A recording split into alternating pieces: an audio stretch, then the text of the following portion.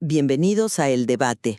Hoy vamos a entrarle a una cuestión, pues, fundamental que está ahí en el corazón de la doctrina social de la Iglesia como la encontramos en el compendio. Hablamos de esa relación a veces tensa, pero siempre necesaria, entre la autoridad política, o sea, el Estado, y el mundo de la economía. Así es, una relación que siempre genera discusiones importantes, ¿no? Y la pregunta que va a guiar nuestra conversación hoy es crucial. ¿Dónde encontramos ese equilibrio justo entre la intervención del Estado, que sí, es necesaria para promover el bien común, y por otro lado el respeto indispensable a la iniciativa privada, a la autonomía de las comunidades más pequeñas? O sea, ¿cómo le hacemos para conjugar la acción del Estado con el principio de subsidiariedad, específicamente en la economía? Exacto. Esa tensión es justo lo que vamos a explorar. Mi perspectiva, se va a inclinar más a subrayar cómo la doctrina social pone mucho énfasis en la responsabilidad que yo diría es ineludible del Estado en promover activamente la justicia social y el bien común. Voy a argumentar que esto, pues, en muchas ocasiones, no solo permite, sino que de hecho exige una intervención económica bastante clara para asegurar que las condiciones de una vida digna lleguen a todos, sobre todo a los más desfavorecidos. Y yo, bueno, por mi parte voy a poner el acento en la importancia fundamental, diría yo, del principio de subsidiariedad. Es un pilar que no podemos quitar de esta misma doctrina. Sostendré que la primacía debe estar en la iniciativa personal y asociativa, o sea, en la libertad de las personas y los grupos para resolver sus propios asuntos. Y claro, advirtiendo sobre los riesgos de un Estado que, a lo mejor con buena intención de ayudar, termine por asfixiar, por ahogar la vitalidad y la creatividad de la sociedad civil. Mira, desde mi punto de vista, la legitimidad y el propósito mismo de la autoridad política radican en buscar y garantizar el bien común. El compendio es muy claro en esto, El Estado existe para servir a la sociedad, no al revés. Y este servicio implica crear activamente las condiciones sociales que permitan que cada persona y cada grupo alcancen su plenitud. Y no hablamos solo de prosperidad material, sino también del acceso a la cultura, a la moralidad, a lo espiritual. El Estado tiene el deber, como guardián de ese bien común, de armonizar con justicia los distintos intereses que conviven en la sociedad, asegurando que las ventajas y las cargas se distribuyan equitativamente. Por eso, cuando el mercado, si lo dejamos a su aire, genera exclusión o no logra por sí mismo una asignación eficiente de recursos esenciales o produce desigualdades muy notorias, la intervención del Estado no es solo una opción, es una obligación moral que viene de su propia naturaleza. Defender a los más débiles no es un extra, es parte central de esta función. Y sí, esto puede incluir políticas de redistribución de la renta, porque la justicia social exige buscar una mayor equidad. El mercado libre es una herramienta útil, claro que sí, pero la doctrina nos advierte constantemente que no es un fin en sí mismo y que debe estar subordinado a objetivos morales y sociales superiores, al desarrollo humano integral. El Estado no puede ser un simple espectador, tiene que ser un actor comprometido con la justicia. Entiendo perfectamente la preocupación por la justicia, por el bien común. Son centrales, sin duda. Sin embargo, yo abordo la cuestión desde la perspectiva del principio de subsidiariedad, que considero igualmente central y además un dique de contención necesario frente a posibles excesos del poder estatal. La doctrina social, que bebe de fuentes como la encíclica Quadragésimo Anno, insiste mucho en que las instancias superiores no deben adjudicarse funciones que pueden ser desempeñadas adecuadamente por instancias inferiores, ya sean individuos, familias o asociaciones. La subsidiariedad es en esencia un principio de respeto a la libertad y a la competencia de los cuerpos intermedios. Implica que la intervención del Estado debe ser de ayuda, lo que los clásicos llamaban auxilium, es decir, un apoyo para que las instancias menores puedan cumplir sus fines, pero ojo, no una sustitución o una absorción indebida. Cuando se limita o se desconfía sistemáticamente de la iniciativa privada, incluso en lo económico, se está vulnerando este principio fundamental. La capacidad de emprender, de crear, de asumir riesgos en la economía no es solo un motor de riqueza material, como bien señala el compendio, sino también es una expresión de la creatividad y la libertad humanas. Por tanto, el papel del Estado debería ser, primordialmente, crear un marco jurídico y social estable, justo, que facilite esta iniciativa, que la aliente, pero absteniéndose de intervenciones que la sofoquen, que la dirijan excesivamente o que, de plano, la suplanten. Debemos ser conscientes del riesgo, también señalado en la doctrina, de caer en un estado asistencial, que paradójicamente puede generar dependencia y erosionar la responsabilidad personal, perjudicando a largo plazo justo a aquellos a quienes se pretende ayudar. O el peligro de estas estructuras burocráticas enormes que terminan por desincentivar la participación ciudadana y la vitalidad de la sociedad civil. La clave, desde mi perspectiva, está en confiar y potenciar la capacidad de las personas y las comunidades. Vayamos entonces al primer punto de fricción. Digamos, la valoración del mercado libre y el papel que le corresponde al Estado frente a él. Como ya adelantaba, la doctrina social es bastante realista sobre el mercado, Reconoce sus potencialidades, sí, pero advierte claramente que no es una instancia autosuficiente ni moralmente neutra. El mercado, por su propia lógica interna, tiende a valorar aquello que tiene precio e ignora bienes humanos fundamentales que no son mercancías, como, la gratuidad, la solidaridad, la protección del medio ambiente. Si lo dejamos sin regulación, puede generar profundas desigualdades, exclusión social, concentración de poder económico. Por eso, la intervención del Estado se vuelve indispensable. No se trata de anular el mercado, sino de encauzarlo, de corregir sus fallos evidentes y de orientarlo hacia la utilidad social, hacia el servicio del bien común integral. Es una función necesaria para proteger a los más vulnerables de los vaivenes de una economía puramente competitiva y para asegurar que los frutos del desarrollo lleguen a todos. El Estado debe poner las reglas del juego y vigilar que se cumplan justamente. Estoy de acuerdo en que el mercado no es un absoluto y tiene límites claros. La propia doctrina lo reconoce, y yo también lo reconozco. Nadie está defendiendo un mercado salvaje sin ningún tipo de marco ético o legal. Sin embargo, la crítica a los fallos del mercado no debería llevarnos automáticamente a idealizar la intervención estatal como si fuera la solución universal, porque el Estado también tiene sus fallos. Una intervención excesiva o mal diseñada o implementada por aparatos burocráticos ineficientes puede ser tan perjudicial o incluso más que los problemas que intenta resolver. Puede ahogar la innovación, distorsionar los precios y la asignación de recursos, generar corrupción o clientelismo y, sobre todo, puede ir minando poco a poco la libertad económica, que al final es un componente importante de la libertad personal. La advertencia sobre el estado asistencial que mencioné antes apunta justo a eso, a una intervención que, aunque sea bien intencionada, puede crear dependencia y desincentivar el esfuerzo personal y la responsabilidad. Por supuesto que el Estado debe intervenir en casos específicos y necesarios, eso nadie lo niega, pero esa intervención debe ser, como ya dije, verdaderamente subsidiaria, es decir, debe actuar allí donde la sociedad civil realmente no puede actuar por sí misma, y debe hacerlo de forma limitada en el tiempo y en el alcance, buscando siempre fortalecer las capacidades de las personas y los grupos, no reemplazarlas permanentemente. El desafío no es elegir entre mercado o Estado, sino encontrar la combinación adecuada y, sobre todo, asegurar que la intervención estatal sea competente, justa y respetuosa de la libertad.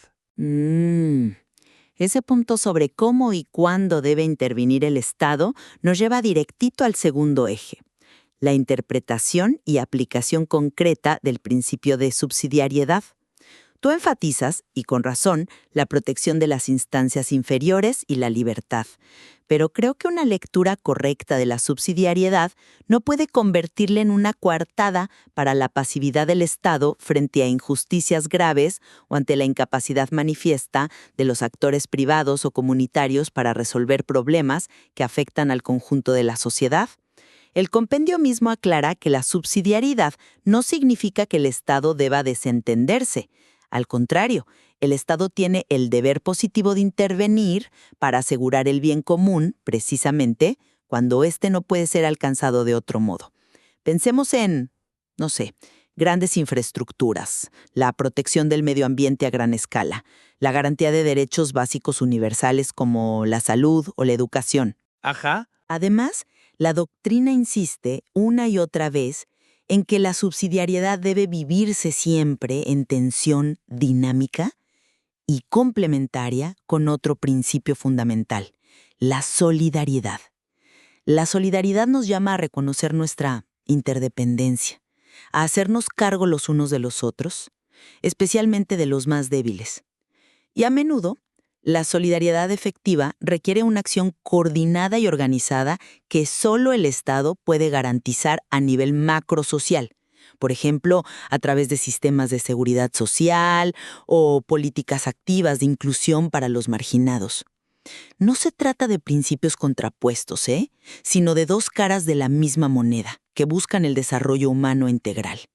La subsidiariedad sin solidaridad puede llevar al abandono, pero la solidaridad sin subsidiariedad puede llevar al paternalismo. De acuerdo. De acuerdo en que son principios complementarios. La tensión es real y es necesaria. Sin embargo, creo que es crucial preservar el núcleo irrenunciable de la subsidiariedad, que es el respeto profundo por la autonomía y la capacidad de las personas y los grupos. La sección 187 del compendio, por ejemplo, es muy enfática al decir que negar o limitar la iniciativa privada, incluso la económica, por parte del Estado, es perjudicial para este principio. La intervención estatal solo se justifica, según la lógica de la subsidiariedad, cuando las instancias inferiores demuestran ser incapaces de cumplir sus funciones esenciales, no simplemente porque el Estado crea que puede hacerlo mejor o más rápido.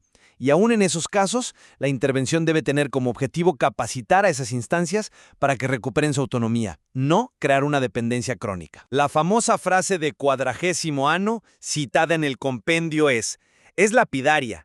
Es una grave perturbación del recto orden quitar a las comunidades menores lo que ellas pueden hacer por sí mismas. El riesgo de que la solidaridad, mal entendida, se use como pretexto para un intervencionismo excesivo que termine por anular la libertad y la responsabilidad de la sociedad civil es muy real. Una subsidiariedad bien comprendida no es individualismo ni abandono.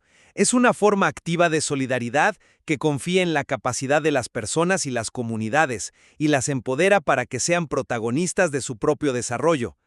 El Estado debe estar al servicio de la sociedad, facilitando su florecimiento, no intentando dirigir cada aspecto de ella. Este debate sobre los límites y la naturaleza de la intervención nos conduce al tercer eje, la cuestión de la propiedad privada, su innegable función social y su relación con el principio del destino universal de los bienes. La doctrina social afirma con rotundidad que, si bien el derecho a la propiedad privada es legítimo y necesario, no es un derecho absoluto. Tiene llamémosle una hipoteca social. Está intrínsecamente ordenado al bien común y subordinado a un principio todavía más fundamental, que Dios destinó la tierra y sus bienes para el beneficio de todos los seres humanos.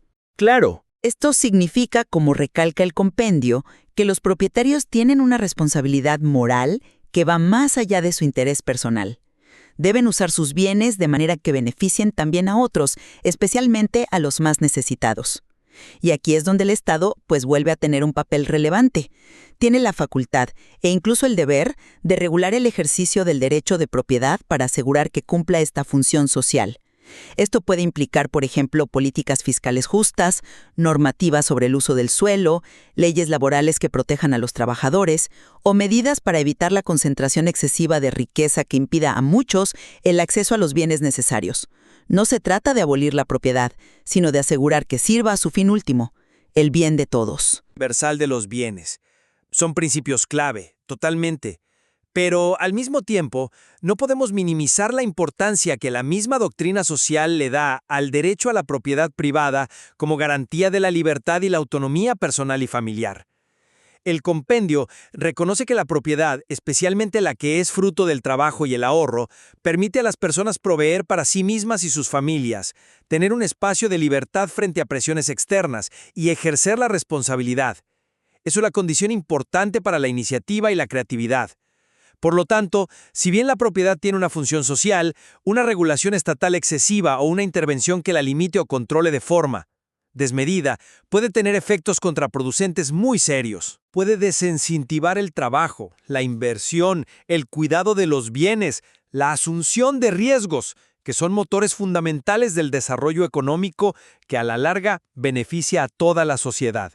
Existe un equilibrio delicado aquí. Hay que afirmar la función social sin caer en una visión que en la práctica anule o haga irrelevante el derecho de propiedad privada. La regulación debe ser prudente, necesaria y no debe sofocar la iniciativa legítima.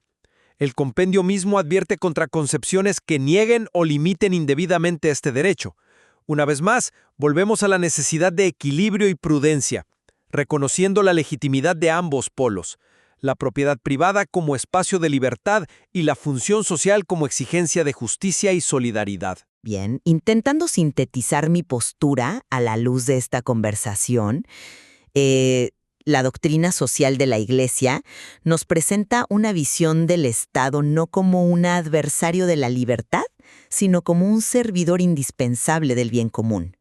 Su participación activa, siempre guiada por la justicia y la prudencia, es crucial para proteger la dignidad de toda persona, especialmente de los más vulnerables, para asegurar una distribución más equitativa de los bienes y oportunidades y para orientar la actividad económica hacia fines que sean verdaderamente humanos, corrigiendo los desequilibrios y las injusticias que el mercado por sí solo no puede o no quiere resolver. La intervención estatal, lejos de ser siempre negativa, es a menudo una expresión necesaria de la solidaridad organizada. Y resumiendo mi perspectiva, hago hincapié en que la vitalidad de una sociedad justa y libre y la promoción integral de la persona dependen crucialmente del respeto efectivo al principio de subsidiariedad. La libertad de iniciativa, la responsabilidad personal y familiar y la autonomía de las comunidades intermedias no son obstáculos, sino motores insustituibles del desarrollo humano y social. La intervención del Estado, aunque legítima y a veces necesaria, en circunstancias bien definidas, debe ser siempre la excepción y no la regla, y debe estar orientada a apoyar, a complementar, a fortalecer las capacidades de la sociedad civil, nunca a suplantarla o a crear dependencias. Es el respeto a esta libertad responsable lo que, en última instancia, permite el florecimiento de una sociedad verdaderamente humana y creativa. Pues sí, queda claro, después de este intercambio, que la aplicación concreta de estos grandes principios no admite soluciones simplistas ni recetas universales. El propio compendio nos ofrece un marco de principios permanentes, el bien común, el destino universal de los bienes, la subsidiariedad, la participación, la solidaridad. Pero nos recuerda también que su puesta en práctica exige discernimiento, prudencia y una adaptación constante a las realidades cambiantes de cada tiempo y lugar. Totalmente de acuerdo. La tensión entre la necesidad de un orden justo, garantizado en parte por el Estado, y la protección de la libertad fundamental de las personas y los grupos intermedios es constitutiva de la vida social en un mundo imperfecto. No hay fórmulas mágicas, como lo reconoce explícitamente la doctrina social. Buscar ese equilibrio es una tarea permanente, ¿no? Y quizá lo más valioso del material que hemos estado discutiendo, el compendio, es precisamente eso, que nos ofrece un marco ético y antropológico sólido, arraigado en la dignidad inalienable de cada persona y en una visión trascendente de la vida para abordar esta tensión de manera reflexiva y constructiva. Exacto. Nos invita a no renunciar a ninguno de los polos, sino a buscar constantemente la mejor manera de armonizarlos en cada contexto concreto, con el objetivo de construir una sociedad que sea, simultáneamente, más justa y más libre, más solidaria y más respetuosa de la iniciativa y la responsabilidad de todos. Sin duda, hay mucha riqueza y profundidad para seguir explorando en estas enseñanzas.